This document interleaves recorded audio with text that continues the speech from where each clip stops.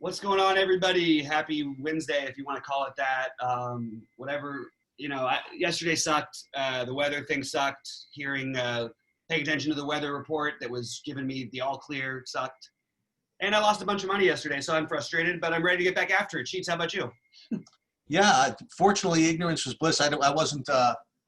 If I actually heard about it like earlier, I would have been like even more upset because I had a lot of Yankees also, and you came in to me like an hour after the game. I think it must have been an hour after the game got postponed or something. Half hour saying this is BS. I can't believe this, and I didn't even know what we were talking about.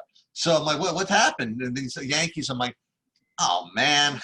So I suffered to the same thing. But again, I tried to look at the stuff that I did do and got in there, and I'm going to tell you. I was half being facetious, but I'm telling you, man, everybody keeps chasing these 7,800 guys against the freaking Mariners. They're just going to keep losing. Paddock was blown up in the first freaking inning. It was a freaking joke. And as a matter of fact, my best lineup was the one that had the three Mariners in it just for spite. But you know what? We were, and I was happy that I did have a decent amount of Castillo and Giolito. You're right about. At least I was 1,000% right about the Cubs. 1,000% right, and I was just dead right on the freaking A's on FanDuel. Yep. But it's just the way it goes. I went with you, by the way. I did a whole bunch of White Sox. And they had some success. Somebody did something. They were okay. It just wasn't. They never quite got there. Yeah, and then throwing a no-hitter. I honestly think that when your pitcher's throwing a no-hitter, it's really hard to go out there and keep treating every at-bat the same. You kind of want to keep it moving, especially in the last 2 innings. So that's what that is definitely true. But today it could be another war. It could be a lot of different ways you can go. You have the same chalky freaking same chalky teams that you hitting wise that you have to figure out how much you want to fade, how much you want to play. At least the Tigers didn't 100% blow up the slate yesterday. You know what I mean? They were fine, but at least they didn't just. Yeah, there was a little bit. And you did call that one early, and I was not into it. I was very against it, but it obviously does work. The thing that's hard when I look at the Tigers in general as a stack is just, and we're going to get into it really shortly, because in fact, why don't we call it up? Because the problem you get into is that just the incredible lack of power on this team on a big slate feels sort of wrong unless you're getting like a stadium boost or some sort of good weather thing that's not really, it's nice weather for hitting, but it's not like there's this huge, insane boost that we really see why we need to play them. That's where I'm sort of running into issues with playing teams like that. But obviously it would have worked last night, at least better than the Yankees, I'll tell you that. Yeah. All right, Cheese, why don't you call up your screen? We're going to have some fun today. Yeah. We've got some shows. First, I'd like to announce, by the way, that I fixed with the help of of not developer, but kind of someone who's more expertise in Excel than I am. I figured out. There was something that was really just getting at me, and I couldn't figure it out. But I finally figured it out. I keep two different spreadsheets of different players, especially in Major League Baseball. For some reason, some guys disappear from my runs because they don't appear on both lists. And that's the way I kind of have it set up. And I couldn't figure out why these guys weren't appearing on both lists. And I figured it out. And then I figured out how to fix it. All these pitchers and all these players from Latin America, some of them have like a little dash over an eye, like Ramirez or Barrios. And some sites, like when they list their projections, they include it, and sometimes they don't. And that's why they're not matching. So we wrote a little code to kind of search for these little accent marks. So Barrios is going to be like in my player pool again. You know what I mean? Like, so I was wondering why these guys never just showed up. So that was one little bit of success going into today as we look at the first game. So the first game, Clevenger versus Barrios, and I gotta say, I didn't look at any of the RotoGrinders stuff. I looked at like some other content or whatever, but I'm hearing, I don't know, I'm hearing a lot, not hate, but non-believers in Clevenger or something like that because Minnesota doesn't strike out or whatever. Dude, Clevenger's freaking awesome, man. Maybe his first start back, he wasn't as good coming off of whatever he missed the COVID test and they suspended him, whatever the hell they did with him. But I think he's completely in play here. Yeah, I mean, Minnesota's good and everything like that, but hell, I mean, for me to not include Clevenger in a real short list of, I'm not short list, there's a lot of options, but I totally think Clevenger's in play. What about you? Yeah, you're going to get into a tough situation at the top because there's a couple of guys that do stand out. I totally agree, though. Like, just from I mean, look, honestly, I'm a little bit concerned because he is a guy who usually can get a bunch of Ks, and he hasn't really, and he's looked wild this year. But if he can keep the walks down, you should be able to get a really, really good performance. The problem is it's a pretty patient team that actually has already seen him and had a pretty good day against him. Well, 5 walks in that game, only 4 strikeouts in 4 innings. Not a great hit pitcher's umpire, but I'm on board with considering him. Let's revisit the pitchers at the end because I sort of have the initial instinct that you do, which is that you have a guy here who could easily, in a funny way, like you could have argued, like last year would have been an argument between him and DeGrom, even at a similar price point, just because his strikeout rate was so high last year and his pitch count floor was like 105 to 110. Like all these Cleveland guys throw. That's how they pitch. They follow the Kluber, Carrasco model that's been going on for years, and we get it with Bauer. You know, now he's in Cincinnati, and it's gone over to the new guys. What do you mean by that? The Kluber Carrasco model? All these guys throw 105 to 120 pitches every time out, and it's starting with them, and then you work over to Clevenger, and then now into what's his name, Bieber. If you look at Cleveland pitchers, they for the last 7 years, no starters throw more pitches than they do. No starters are willing to have more of a leash to give up runs. And no starters are also these guys all have tremendous K rates and are allowed to get out of jams. So you don't have to worry about them getting pulled unnecessarily. I don't think Clevenger has been the best of himself this year. I think every game does matter. And you have a competitive divisional game here. But at the same time, while I like Barrios as a pitcher, and it's always a little scary just to let go of a guy who you think has really got good stuff and maybe has just not been himself yet. I don't know how I'm really going to get to him today. He did flash the monster upside last time against Milwaukee with the 9 strikeouts in 6 innings. At 34 fantasy points, he only had 1 hit. He's another one that can get wild. To be honest, if this was a really small slate, I would be talking about both these pitchers more, and I would be talking about. I do think which is really weird to say because I have a lot of respect for Clevenger. I think a mini stacking against him would make some sense on other slates. I don't know if I'm going to do it here, but if you're going to do it, the obvious guys: Kepler, Rosario, Cave, Cruz. That's pretty much the guys you're talking about. I don't think you want to touch anyone else at these prices. On the issue we run into with Sano, I always struggle because he handles power pitchers pretty good. But he has a great ISO against everybody because he strikes out 44% of the time. Clevenger's too high of a strikeout guy for me to love a guy like Sano. So I would rather him somebody who's always around the zone or something. So really it's just those 4 guys, Cave, Rosario, Kepler, and Cruz. But maybe 2 or 3 of them is not the worst idea. I just don't know if I think by the time we're done at the end of this slate, we're not going to find the need for it. But I do like those. I think there's some power upside against Clevenger. And at the same time, I could say the same thing against Barrios with, again, just Lindor, Ramirez every day. I don't want to touch anybody else in this game from the hitting. You took the words right out of my mouth, by the way, with Minnesota. I do like Kepler and Rosario, and to a lesser degree, Cave, out of the Minnesota side. And the other guy I will just throw into the mix if you were gonna play Cleveland, just because he's really cheap if he gets in, is Tyler Naquin at 3,100. So that was. Yeah, I always and I like Naquin's game. It's so hard. My feelings about this, and it always feels like an idiot when they hit a home run their first at bat. And then you feel like a genius when you don't end up playing, Matt Davidson, who you were talking crap on all day and almost played him in your main lineup. I almost did the other day. But but it's just, I can't get over that on big slates. It just feels kind of weird to do.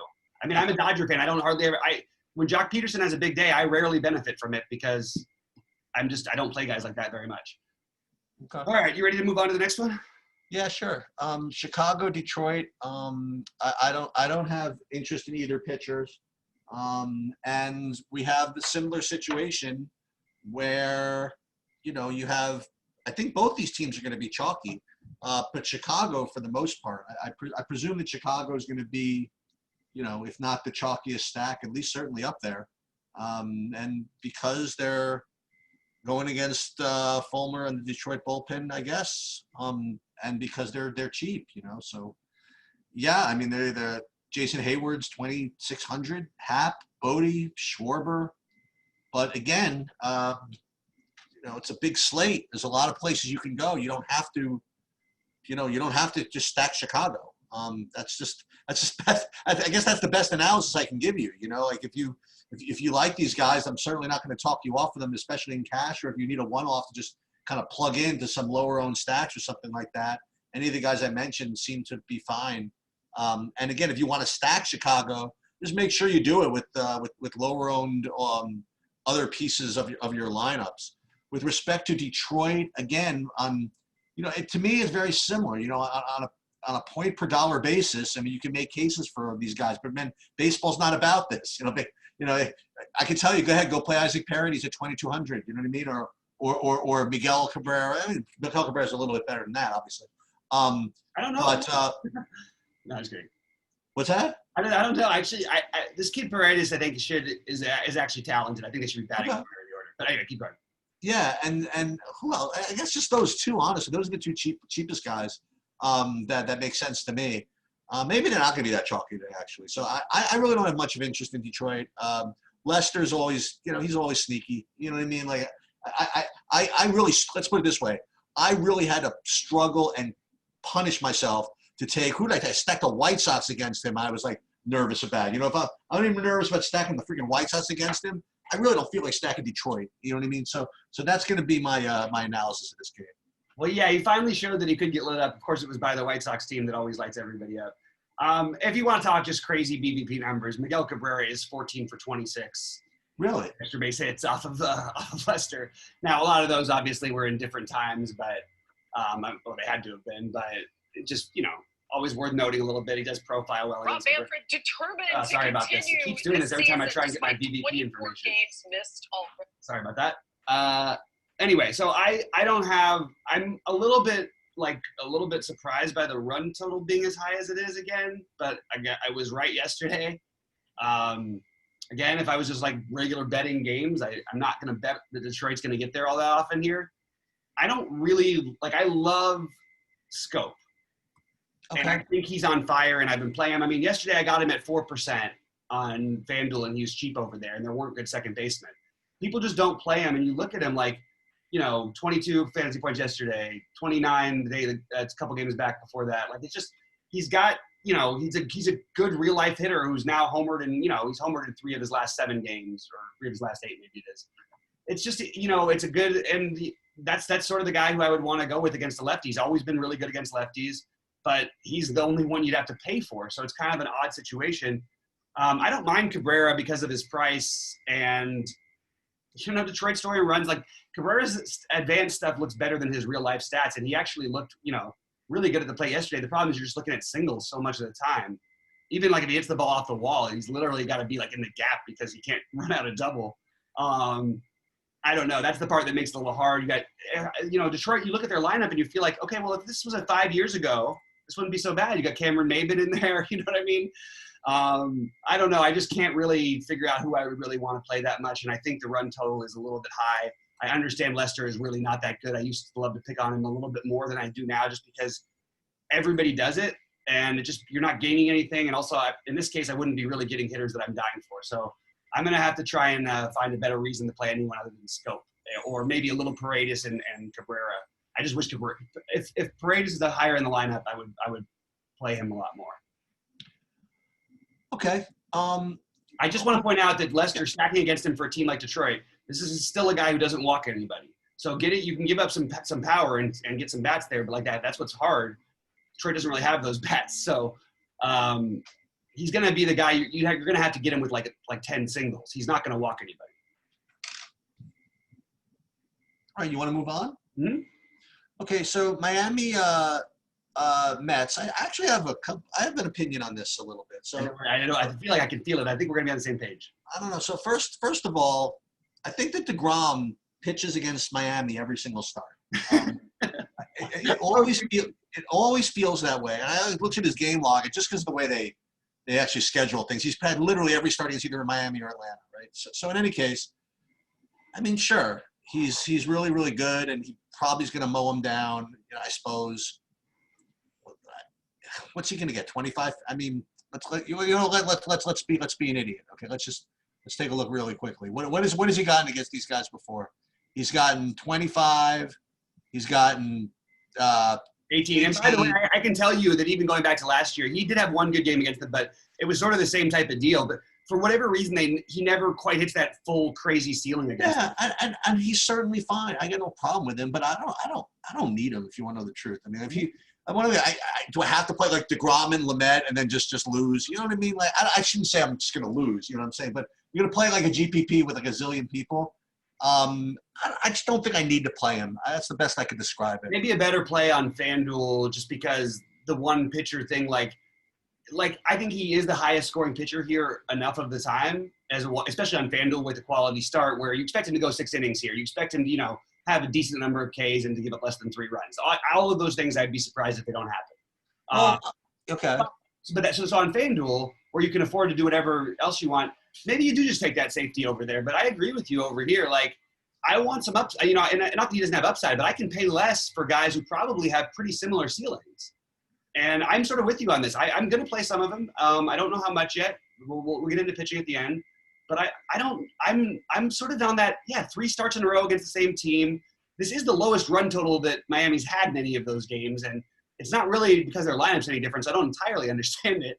But, yeah, I mean, I'm open to just saying, I'll take him like probably half of what the field is. If the field's going to be high, I'll be low. If the field's really low for any reason, I don't mind going overweight. He still does have like that always, he could throw a complete game shutout. Like, I mean, that's in the cards. It's not like impossible for him. But yeah, I'm sort of with you. I'm like, he makes sense, but do I need him? Yeah. So the other, I have 2 other takes in this game. The first thing is that these are contrarian ideas, but first I think is that if you want to take anybody from the Mets, I think you could play Nemo and Conforto, and maybe even McNeil. But what I'm kind of interested in is Hernandez actually. As a really, really cheap option. I have a feeling that he might get some ownership, but maybe not. And, I think he's got some talent. He could get some strikeouts. And the Mets are coming off COVID, whoever, I don't know who's on the team, whatever. But is this their first game back? It could be, right? I don't know, man. I mean, I'm certainly – I got a full 9 pitchers in my possible pitcher pool. So I'm like kind of all over the place. But he's certainly in like that 3rd tier for me. And if I want to build with a $6,600 guy, let's say I don't want to pay, let's say I don't want to go for Robbie Ray for whatever reason, you know what I mean? I could go down to Hernandez and justify it. I have no problem with that, actually. Yeah, I can get behind it. I'm not, for whatever reason, I actually like Hernandez in general. I don't know that we need to do that as far as pitching goes today. I feel like you can play pitchers in the 8K plus range or even actually other ones that you could literally argue might be one of the highest scoring. I want to have a pitcher today that has a good chance to be the highest scoring pitcher on the slate. You know what I'm saying? And I feel like we actually talked about Clevenger having that upside. You know what I mean? And I don't know if Eliza Hernandez realistically is going to have that upside, and where I don't know that it matters enough point per dollar because the most popular stacks are cheap and I don't like them. So I guess if you're stacking the Dodgers, you could do it. But I don't know personally that I'm going to get behind it today. All right. I agree with you. Totally sharp call. Definitely a talented kid, a guy you'd look for on some slates. I just don't know that for me, this is going to be that one of those. All right. You like Conforto and Nemo? You like anybody from the Mets? Fine. Not willing, not ready to go overboard, but absolutely in the player pool for sure. All right. Okay. I don't know what about this Oakland Texas game series that's like just continues to catch my fancy, but the run total is pretty high today, so that's a good sign. Yeah, I don't like either of these pitchers, and I have a certain degree of interest in Oakland again with with guys like Piscotty, Laureano, Chris Davis, as washed as he might be, Chapman, Kata, the usual guys, but I'm really kind of into Texas here. And it's particularly 4 guys. And again, I was just kind of like looking at ownership and looking at the guys I like relative to ownership. And this is like the one team that I kind of identified that really didn't seem like it was getting that much attention. I mean, that could change, I guess. But I would go with Santana, Frazier, Gallo, and Solak. And I think that I think that is one of the teams I'm going to be targeting on DraftKings. I really haven't looked at FanDuel yet, but that's just that's just where I'm going. Yeah, it's interesting. So on the Texas side, like, I definitely think Gallo is a priority play, and maybe his price keeps some people off of him, and the fact that he's been pretty terrible. I also think that you want to, I know he's not. We don't have him in the projected lineup, but my guess is that they'll put that we'll get Odor back in the lineup. I just think that he is having a day off against the lefty because he's 1 for 30, his last 30 at bats against lefties. Okay, so like I'm okay. Like, I guess I just wish I liked Solak and Santana better as players to play them in a non-hitters park. Right. But I don't know. I guess that's the way that I'm sort of. If Odor's back, that makes it even. The other guy, and then also the guy you didn't mention is Todd Frazier, who just has that kind of power where I did actually. He's right here in the line. My fault about that. I just think he's got that power that you could do it. So yeah, Frazier, Solak, and Santana are all okay to me, but I would prioritize Joey Gallo as one of the better plays tonight. Okay. You like either of these pitchers? You like Oakland? No pitchers. I do think that, like I always said, if you got a lefty trying to pitch against this Oakland team, especially one that doesn't throw very hard, you're going to have a long day ahead of you probably. Having said that, Matt Chapman is 5.7K. I absolutely love. Just keep playing Matt Olson. By the way, guys, like, don't worry about his how many times he strikes out, what his batting average is, any of those things, whether it's lefty.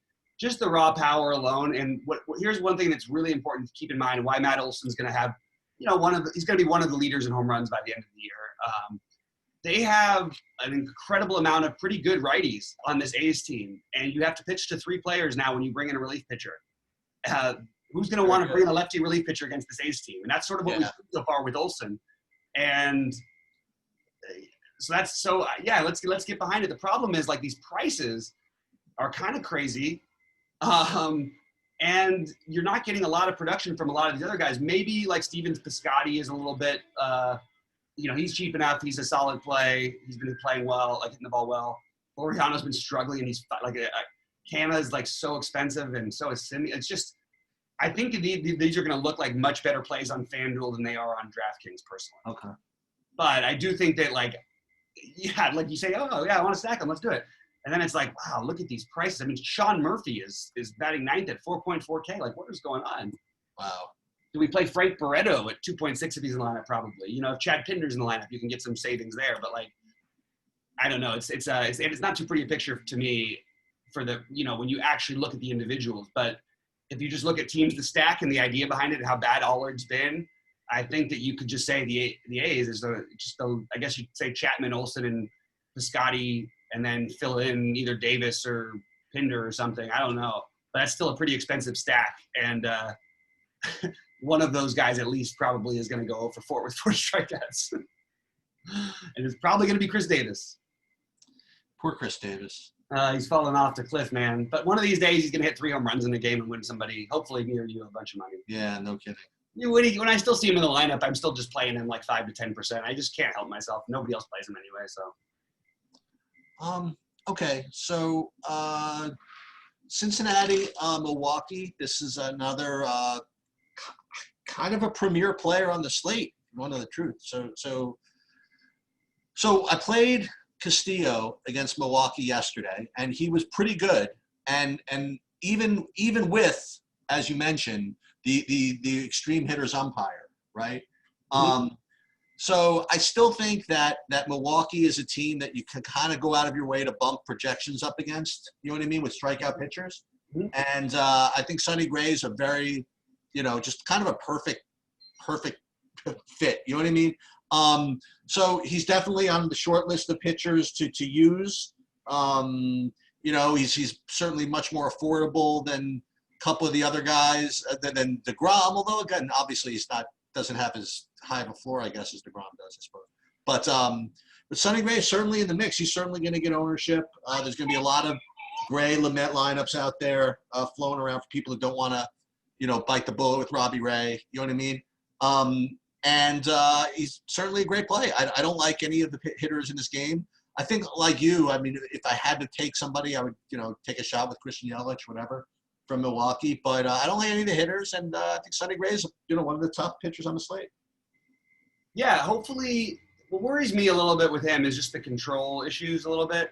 But I do have him as a completely one of the best GPP plays in the slate. The strikeout rate is actually superior to DeGrom and Kershaw, so you could argue that he's the better play between all of those guys. I have him ranked slightly ahead of them right now. I also feel like he's in much, much more danger than either of those two are. He's actually, got a pretty good history against a lot of guys in this team. Doesn't face everybody a ton, but just the walk rate alone is a little bit enough, just to be concerning to where you're not going to lock him in. But at 8.8, like at the initial look, he's got to be one of your favorite GPP type plays in the slate.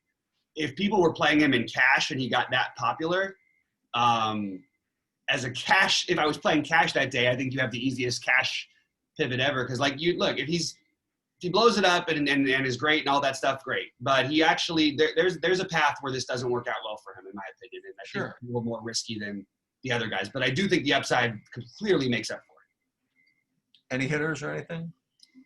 It's really tough because so I like both pitchers as pitchers in general. I'm not playing Hauser.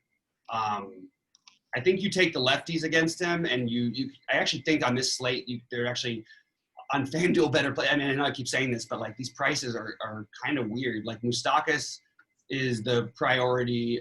He'd be the best play, but he's 5.1. So maybe we will need that savings from your guy Eliezer Hernandez at some point today. Shogo's cheap, but I hate playing those kind of guys personally. But guys who just don't get many at bats. I guess it's really just Moustakas for me. I mean, like Votto's too expensive for Winker. I'm sorry, Winker is another really solid play. In fact, we should just have a really quick thing. Kyle Schwarber's been so bad, and these guys on Hap has been bad too. The Cubs have been absolutely just a lousy team. I know they're hitting 500 in this series, and yet they've done absolutely jack. Their first day, sure, they had couple of nice ones, and it was from David Bodie, who's going to be the only unowned one. I'm just going to throw out these guys all in the same price ranges are going to be far lower owned, and they're just better hitters at this moment than Schwarber and Happ are. Schwarber and Happ look just awful this season. So you got guys like Winker at 4.1. We mentioned Kepler earlier at 4. They're going to have significantly lower ownership than a guy like Schwarber and Happ. And outside of Cubs stacks, I think that's what you're looking to do is try not to play those Cubs guys and maybe play these guys at lower ownership. Anyway, that's just sort of an overall thing that's crossing my mind. Okay. You want to then move on to KC St. Louis? Good. Okay, so KC St. Louis, I'm not going to get to either of these pitchers. With respect to Kansas City, I'm not really going to stack them or do too much of them. I just want to identify. By the way, it's so funny. We talked about this yesterday. Like, fine, you guys want to go play freaking O'Hearn? Go play O'Hearn. Let him get up. And he got. It's funny is I actually did end up adding O'Hearn into some of my lineups when I had to make my pivots. So that's so funny. That's what happened. He was on the winning lineup. He was on FanDuel, all the winning lineups. So likewise today, I just will identify again. Presuming these guys both get in, whatever. That Alex Gordon and Ryan O'Hearn are both really, really cheap. If you want to, play them. I'm not going to get to any stacks or anything like that. And with respect to St. Louis, I presume they're going to be really chalky again. And you know what? They're really, really cheap. I mean, you can get as many of them as you can handle. I'll read them all off if you want, but I mean, there's Colton Wong, who's, by the way, Colton Wong was, I think, 48% owned on some FanDuel contests I was in last night. Yeah, not the big one. 48% in a freaking baseball game for a hitter. I mean, that's that's ridiculous. And I tell you, how many of those do you think had more than 200 left on the table? Imagine if they just switched over to Scope at 4%. Yeah. 200 more, and he hits, it hits the nuts, basically. I mean, it's just amazing, right? Yeah. And then, so Fowler, Carlson, if you want to play him, DeJong. I mean, all these guys are really cheap. Carpenter also. And, it's going to come down to, again, whether, how much chalk you want to eat. But I will say that Jacob Junis, although he's not, he's not Sandy Koufax, certainly a lot better than Matt Harvey. You know what I mean? He hasn't pitched in a while, though. What's that? He hasn't pitched in a while. Yeah, well, neither Matt Harvey, I don't think. Yeah. But so I'm probably gonna have to play them. Play some of them, but I don't want to play. I don't want to play chalky baseball stacks if I don't have to. And I'll just say, as usual, that if you're gonna play St. Louis, make sure that's not with not with DeGrom, Lamet. You know what I mean? And it's certainly not paired with Cubs. I guess that would be my summary of that. Yeah, it's and there's guys you can play at the bottom of the order, which makes it nice. But also they're cheap, so they might have some ownership. But like you can play Dylan Carlson in like a 2-man or even on his own, like if you want to. He's a good prospect. I like him. So you can play some of these guys on their own, and then you could pay up for maybe the guys. Maybe Tommy Edman doesn't get quite as much ownership, you know what I mean, or he'll get some, you know what I mean, for sure. But like he'll definitely get a lot. These guys will all be crazy. I think they'll all be more owned on FanDuel than they will be on DraftKings. But still, you're talking about a pretty chalky spot, and I would sort of just agree with you. I would try to use some of these guys maybe more as fillers and not go so much with the stack. Okay. Molina's good though at 3,500, right? I mean, he's fine. Okay. He doesn't really do much, and he always gets really popular whenever he's in a decent matchup. Right. So I like him fine. I actually like playing him on FanDuel because he's 2.2K in general, because he's the one guy who no one ever does play of them because he takes up a first base spot, which sucks, but he is 2.2K if you wanted to pay 12K for official equity yesterday. So yeah, I think you prioritize like maybe like the logical ones are like Carpenter, and obviously you'd want to play Goldschmidt, a stack, or Edman, and maybe DeYoung. But like for me, I'll probably let ownership dictate a lot of this, which is probably going to put me a little bit. I mean, obviously Colton Wong is going to be the highest owned. Yep. Maybe Carpenter. Carpenter should be, it should be a little bit less, but he'll still be pretty owned. Definitely Colton Wong will be the most popular here. So, okay. Yeah. So, I mean, I guess that I still like Colton Wong. And look, if I have 20% of him, I still might be well below the field. I mean, he's 3.3K. Yeah. And honestly, it's just if you're playing cash games, you just better lock, you're playing Colton Wong in every lineup. Yeah. But I don't really have a lot of interest in the KC side of this. I mean, honestly, we're probably one start away and maybe a different slate from playing Dakota Hudson. This kid he's got too much stuff to ignore, and I have no interest in trying to pick on a guy who, again, would be right there on this slate for me if I thought he was going to throw 100 pitches. Okay. So Seattle, San Diego, you're going to have Here it comes. Here's the moment of truth. The great chalk killer in that Seattle Mariners. They always put him right up against. I mean, it's beautiful, right? Every single time. And I know what you're saying. Like, you always say that, and next thing you know, every single time they just all bust. Every single time. It doesn't matter who's on the team. Doesn't matter if they trade their whole team away. It's like the Indians in Major League. Doesn't matter what they do. They just can't make the team bad enough that even like lock pitchers can get through their lineup. It's amazing. So the first thing I will say, maybe there'll be a second thing. Now let's make the first thing. The first thing I will say is that I am going to have a lineup with Kyle Lewis, Austin Nola, and Kyle Seager in it. Okay, there's going to be one lineup with what's that? I understand that. Yeah, with all three of them in it, just for spite. Okay. Now, with that said, a little different analysis than last night. So, Lamet is in a really good spot against historically a team that strikes out a lot, and what makes him a better play from my perspective than Paddock was yesterday, even though Paddock was cheaper, is Lamet can actually be the highest scoring pitcher on raw points on the slate. You know what I mean? We talked about Paddock yesterday, that he was more of he was certainly a great play. Let's call it what it is. I mean, he was certainly a great play. It just didn't work out. But we even mentioned that he was less of a strikeout guy and more of a kind of a control guy than maybe when he first started. But Lamet is freaking blowing people off the map. You know what I mean? So he has that kind of huge strikeout upside that makes him, someone who I'm not going to be as inclined to just kind of make fun of. You know what I mean? Like I did Paddock yesterday. So I do think Lamet's it's incredibly strong play, and I'm certainly going to have a whole bunch of them all over the place. Yeah, I love Lamet. I think that if you're just playing for upside, you just play Lamet and Sonny Gray. And I think that's a natural way you should be. Like, if I had to build one tournament lineup, and I actually think even like, I eventually had to build one. I think that's probably the way that I would go. Leaves you enough room. They both probably have the same ceiling as Kershaw and DeGrom, or pretty close anyway. So I think that makes a lot of sense. And other than Seattle just scaring us by having, blown up a few seemingly good spots lately, I think we just have to just try to play Lamet here. Don't get me wrong. Don't lock him in. There's other pitchers you can go to. I actually really think there's an interesting case, and I don't understand why no one likes Taijuan Walker. I really don't. I'm not saying he's really good.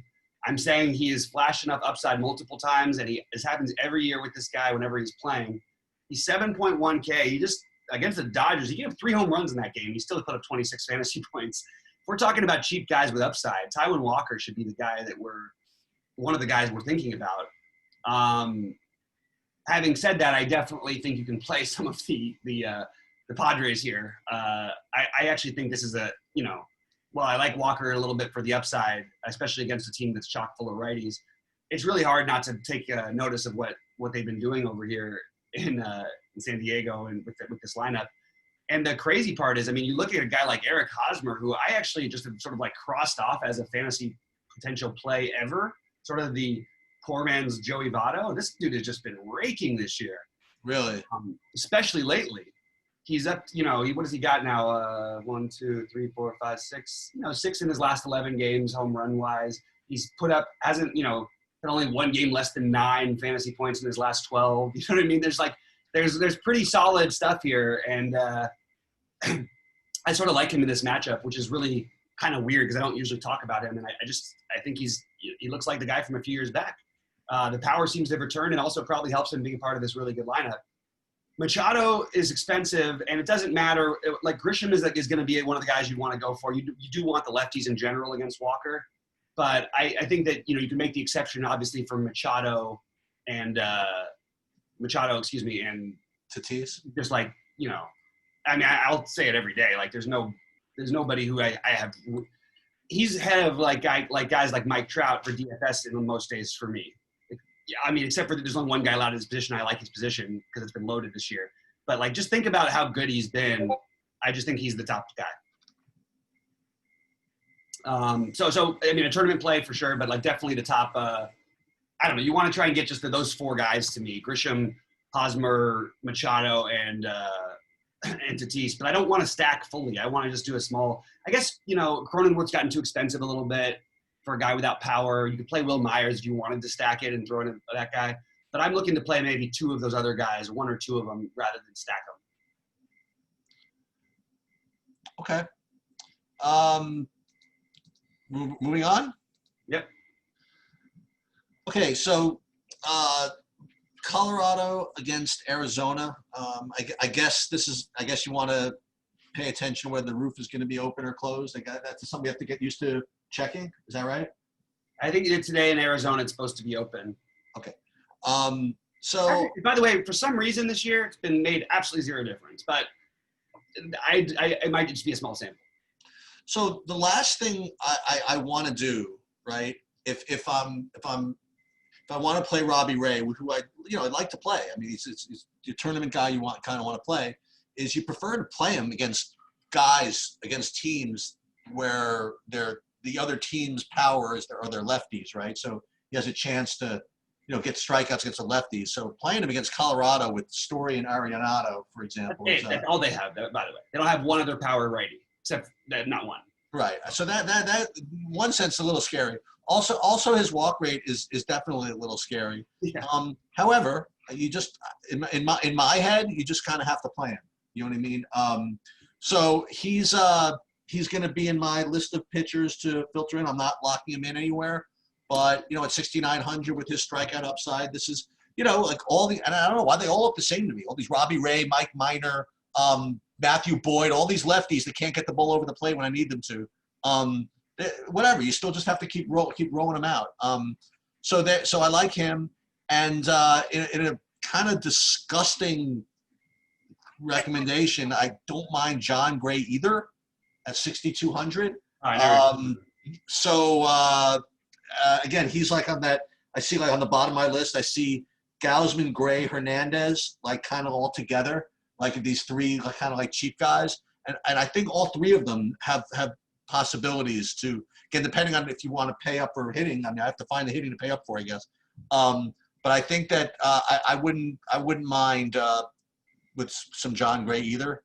And yet on the other side, Arizona, I still like those same two outfielders. I still like Peralta and the other dude, Calhoun. They're still underpriced. I still like them. And on Colorado, I still like Story and Arenado. You know, so I can take some both sides of this game, and I'm certainly going to have some exposure to this game. You know what I mean? Like so regardless of what side I'm on. What do you think about this? Yeah, it's a weird situation. So you've got also an excellent excellent pitchers umpire. Okay. I don't think John Gray's in play anymore. Okay. And when there's good pitchers on the slate, like he can't do anything. He can't strike anybody out. So all right.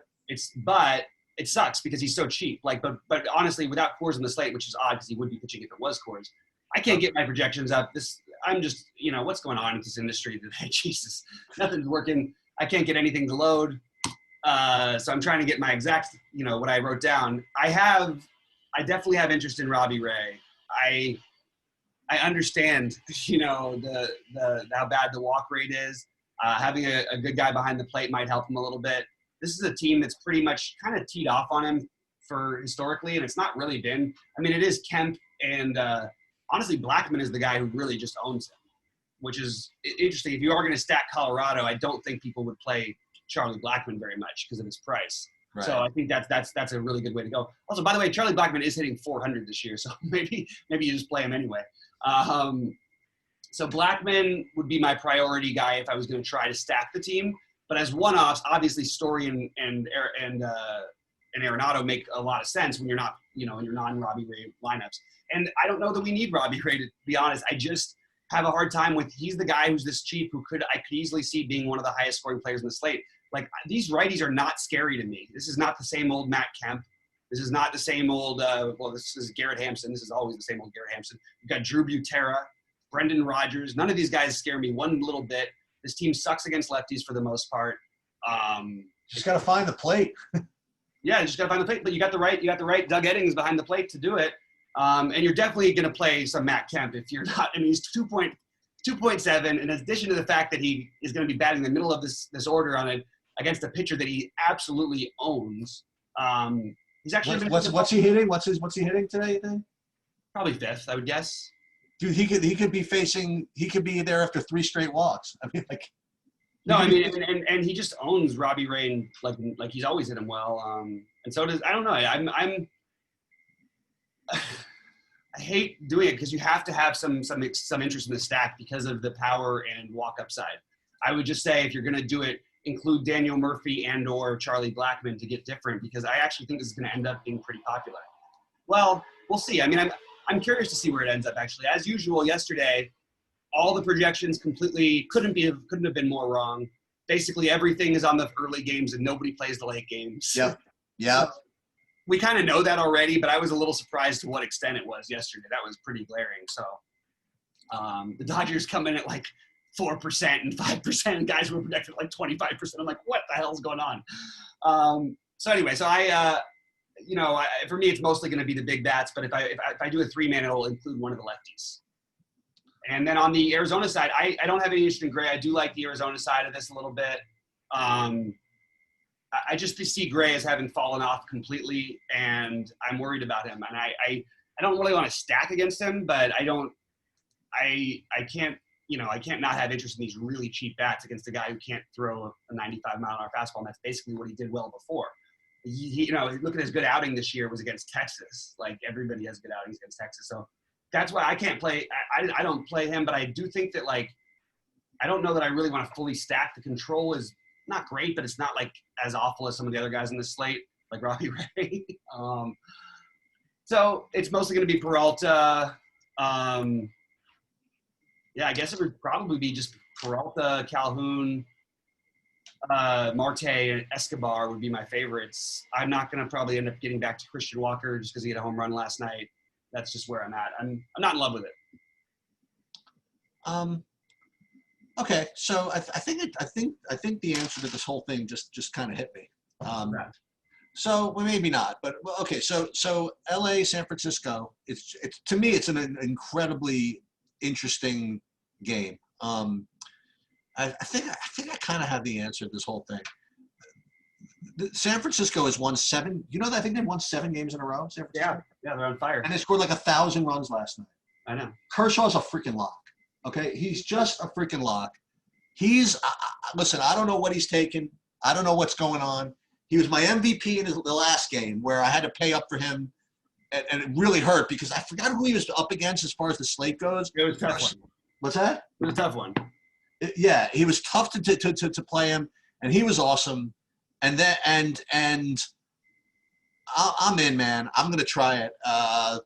That could be the answer to all these Sonny Grays and Lamets and Clevingers and DeGroms. Maybe it's just Kershaw. I think his ownership's going to be low or lower. Maybe I don't know. Maybe people still play him because he's Kershaw. But maybe they'll get scared off because of San Francisco is just like they're scoring more runs than when Barry Bonds was there. But I like him a lot. On the other side of the mound, I think Gausman is always a guy that you can play, and it's always a guy that you can play against. So I don't think you can play him today. What's that? I don't think you can play him today. You don't think so? I don't think he's even in play. No, I don't think he's. Wow. Okay. I guess the Dodgers, honestly, I don't think any pitcher is really ever in play when you have good pitchers on the slate. Because they might get you your 20 every here and there. They're absolutely never going to win you anything. Unless they have a really bad pitching slate behind them. This is an awesome pitching slate, so I can't get behind anything with Gausman. Well, I had just so you know, for my spend downs, I did have him, Gray, and Hernandez. Yeah. No, I'm sure some people might, but I mean, I am not. I know Kevin Gausman's history. I would love him at 4K here. When you got Colorado, when you got Coors on the slate, and you need to pay up for all the Yankee bats and Sanchez. And Stanton and Judge are healthy. But I just can't ever see getting to Gausman on this slate with these other pitchers.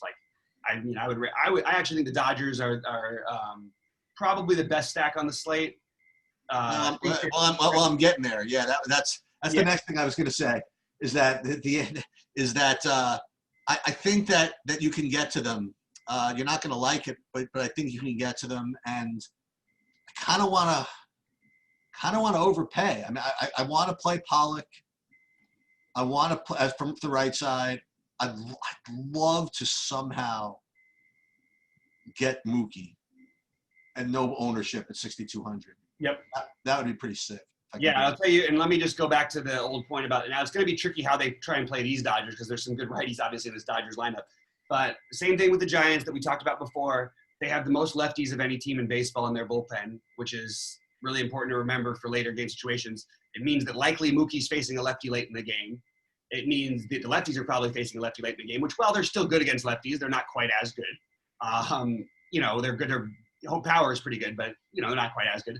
So this would be the time you would try and prioritize a little bit more of the righties. Also, Gausman is a reverse splits in terms of his power for his career. So I would try to get the righties in there. And they're not I hate that, we have Austin Barnes we're going to have to deal with tonight because it's Kershaw pitching. So you don't get the great catch. You don't have a good hitting catcher tonight. But he's all right, Barnes. Didn't he hit a home run for us a couple of weeks ago? He hit a home run. The guy's a terrible hitter. He can't hit. Trust me, I'm a Dodger fan. He's literally probably the worst hitting guy to start in a major league World Series game multiple times of anybody. I think everybody else is fired up. Everybody else, there's nobody I'm going to have less than 15 or 20% of. And I'll even include him in my stacks because he can get there. The priorities, other than the righties, which would be Turner, Pollock, and Betts and Taylor, I would say Corey Seager is just, again, proving my – honestly, should I have just made that bet? I think I'm going to end up – maybe was right about this. Is he the MVP? He might be. Best team in baseball? He's hitting – what is he hitting, 350 or whatever? I don't know. He's right there. So I like all these guys. I think you want to prioritize this stack when they're going to be lower owned than they should be. I understand the fear about Gausman. We've seen ups and downs from him throughout his career. The control has been better this year. We've seen that story before plenty of times. And then we've seen him go out and give up 5 home runs in the first inning, which actually has happened before. And I think you get 4 another time. So I'm going to stack the Dodgers here and hope we get the best of it. I think that I'm getting the best offense on the slate at what I think will be lower ownership. And I honestly think that their run total, maybe they don't outscore the Cubs as much, but they definitely hit more home runs than the Cubs do. I'll tell you that by a lot. The Cubs don't. I mean, that's the thing. The Cubs, you look at their whole lineup; they have as much home. And Seager and Betts between them have more home runs than their lineup does. Hey, go over again your priorities for the Dodgers. So it's going to end up being, even though I said the righties, it's Seager, Turner, and Pollock would be all 1-1. Next would be Taylor, Betts. Taylor really is just a price thing. So Bellinger, Muncy would be kind of like on the lower end of the priority. No, they're just beneath them. It's right there. It's just they're high price. So if I'm going to try and do the high price thing, I'm going to try and get those guys in too. I guess that Peterson would be the least interesting of them, but I totally am interested in Peterson too. I could get behind anybody in this. On this, Peterson would be the lowest of the priorities. Dude, I got to tell you something. I think this is the one we finally get. We get Gausman here. We're gonna get to him, I think. Yeah, I have to tell you something. I mean, this is. What's that? God forbid I can get a game out of whatever his name is, Hernandez, right? Just look at the screen for a second. Yeah. And I can get game out of Hernandez and let all the early games just be kind of boring, except for that. And then I'm sitting here with Lamet and like 8 million Dodgers. Why don't you just pay up in that other spot and just pay all the way down at the other ones? That's what I would do. I mean, I would just go for Gray in the Hernandez spot and figure out the rest. And how do you get the rest though? That's easy. There's always a 2.5K catcher. There's always no. I was gonna say if you didn't want to Miguel Cabrera. I didn't use Lamet. I could use that guy from Seattle, that 2100 guy again. Oh my goodness, yeah. You can still actually do it probably, but you could do it. You play Miguel Cabrera. You could actually get a little mini. You get Miguel Cabrera, Jonathan Scope, and then all of a sudden, I don't think you can get the catcher, but you throw in one cheap catcher, at least you get a little mini Detroit stack there to go against Leicester. I could even make this work with Wong at second base. Yeah. Make it. That's the right way to do it. Wong, you do Wong, and then just play Miggy. 2,700. There you go. There's the winner. We've actually given you guys the winner today. How about that? And you know what? And if you don't, you can't quite afford it, I could always bite the bullet and swap Betts for Bellinger. Yeah. Yeah. That's not a terrible option either. No. We should probably talk about this last game. Do you want to do it? It's a weird one. What, the Yankee game? Yeah. That's not part of the slate, though. Yeah, it is. I thought it says will not generate fantasy points. Oh, it does? I'm sorry. I'm looking at it. It's on the list, and I've got it on my projection systems. I thought it said something like, here, alert players from the Yankees will not generate fantasy points. There you go. That makes sense. I actually like that they're doing that. I was going to make a pitching case for Tanaka if not, but I'm not going to do that. Ooh, that's interesting. I mean, it's just if he can get through enough quick innings, which he's been very good at in the past and not been so good at this year. But the pitch counts have gone a little bit up. He doesn't walk anybody in general. So I'm just looking at that and saying, oh, well, if he just has things going his way a little bit, we're talking about a complete game. You know what I mean? 7 innings, that's all you need. And he hasn't done it this year. It just would have been interesting as a potential play. But I think we're not going to end up, if we're not going to get any points from these guys, I don't want to play them. I learned my lesson the hard way last night.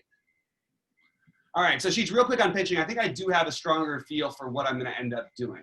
Yeah, I don't. There's a lot of ceiling out there. It really is. Mm-hmm. And you don't have to take the chalkiest one. I'm pretty sure that I'm going to end up, I don't want to say 0, but not having as much DeGrom as maybe I should. But I think that's what I'm going to do. And I just think I can get enough possible upside out of some of these other dudes, like even Kershaw, Gray, Lamet, Robbie. Not quite as high on Kershaw tonight, by the way, as everybody else might be. Okay. He's going to get owned. I didn't even realize. I don't think he's going to get like killed or anything. I think even Clevenger. I mean, these guys are good, man. I mean, I'd rather go with all those guys, personally. Yeah. So I think there's a lot of ceiling out there. So if you get a lot of, see a lot of ownership going to any of these guys, I just have no problem fading them. You know what I mean? Just because there's a lot of ways to make up those points. You know what I mean? And with upside at lower ownership. So they can't own all these guys, right? Yeah. Okay. So and of the umpires we have, I just want to say the best umpire on the slate, and it's not even close, is Robbie Ray's umpire. That game, and he is a guy who we all know that is absolutely somebody that can make a difference with. I mean, this guy has walked 3, 6, 2, 3, 6, and 5 in his starts off here. That's unbelievable. Now, you had the Dodgers, you had Houston, you had the Padres, you had at Colorado. That's tough. These are tough. This is tough matchups. This matchup, I mean, honestly, is way, way better. I mean, he did face Colorado, but that was in Colorado, obviously. And, the strikeouts have still been there. The strikeout rate is still phenomenal. If he can narrow it down and just walk 2 guys tonight, I think you're looking at a great score. But the problem is it's just hard, not for me at the end of the day, not to have Gray and Lamet as Lamet number 1 and Gray just behind him. It's just so easy to get what I want in, I think, if I play both. Yeah. And then my favorite stack is the Dodgers, but I also think that there's some variance in it. So maybe if you want to make it a 3 or a 4-man, I think they're going to hit some home runs tonight. Gausman has been also pretty good in general, so maybe not 5-man stacking it, as I often suggest is a way to go. And then, after the Dodgers, I'm more into individual hitters than I am other things, but obviously it's hard not to have some interest in the Cubs because the matchup is good enough, even though I hate them and I hate playing them. But Javier Baez being like a priority play in that spot, maybe he'll be a little lower owned than the other guys. And then I think people are going to be on the Texas-Oakland thing, but I don't know if they can afford it. So if you can find a way to afford the Oakland side especially, I think that's interesting. And then I think people will be all over St. Louis's price guys. I'm going to use them more as fillers rather than stacks. So that's sort of where I'm at with my hitting. Yeah, I like the Dodgers, the Rangers, and those are my 2 favorites. Dodgers as kind of like I don't want to say chalkier because who knows? Nobody ever plays them. They're hard to play. I mean, and people really have not been playing them the way that they could. They probably should have been. Yeah, so I like the Dodgers. I do like the A's. I like both sides of that game. The Rangers and then the A's. And I'm kind of with you with respect to St. Louis and Chicago. I think all those guys are really, really cheap. So you can use those as kind of fillers in your other lineups and stuff like that. Yeah. But I'm not in the mood to go stacking chalk. I'm just kind of not into it right now. Oh, also, by the way, I just want to say, while I like Ray, I still think you're prioritizing Story, Arenado, and Kemp depending on ownership. Those are 3 awesome plays, even against Robbie Ray, as well as the guy who no one's going to play of the bunch, which is kind of making me want to do a full 4-man stack there, even though I think that actually makes sense because of how wild Ray can get. So that I think your guy is just Charlie Blackmon. I'm just going to keep saying Charlie Blackmon and Daniel Murphy, if you're going to make a full Rocky stack, are the way to go because they'll be the lower owned. And to be honest, I think they actually have the best. They match up the best outside of Arenado and Story. Yeah, so you're going to you're going to need good pitching scores because someone's going to get them. Just someone's going to get them. Between all those guys we mentioned, there's going to be some 30s. I think there's going to be some 30s out there for sure. Yeah, I think so, and that's why I'm a little bit less on the other guy, the lower end. All right, Sheets. I think we covered this one. We're going to get to golf. Then we've got a live show. And guys, for Sheets, we'll see you at the top of the leaderboards tonight. And please, no injuries, any bad luck. Let it happen on the field. If something actually happens. Yeah, seriously. Listen. If I play Lamet and Seattle gets him, that's fine. I'll have some fun with it tomorrow. I'll take whatever. But don't have Lamet go out with a hangnail. You know what I mean? After he takes the mound. I mean, don't let him get a chill. Yeah. Give me a chance to lose fairly. Yeah, exactly. All right, guys. We will see you later on. Good luck to everyone out there.